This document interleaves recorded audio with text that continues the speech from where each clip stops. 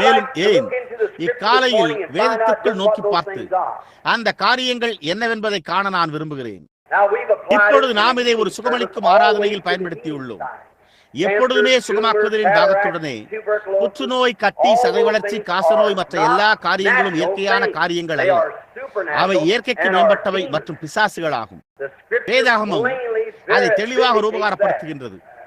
ஆனால் அது சரீரத்தில் இருக்கின்ற பிசாசுகள் தான். சதை வளர்ச்சிகள், புற்றுநோய் போன்றது. அதற்குள் ஜீவன் இருக்கின்றது. அந்த ஜீவனானது பிசாசினுடையதாக இருக்கின்றது.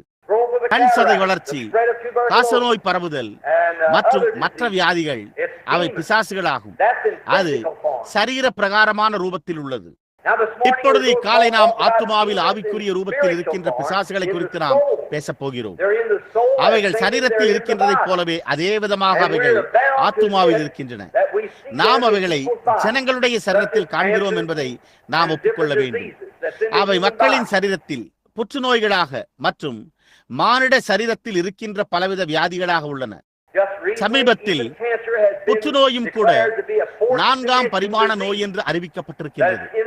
அது வேறொரு பரிமாணத்தில் உள்ளது. நிச்சயமாக அது பிசாசியலாகும். ஒவ்வொரு வியாதியும் அதன் துவக்கமும் கூட 4ஆம் பரிமாண வியாதியாக உள்ளது.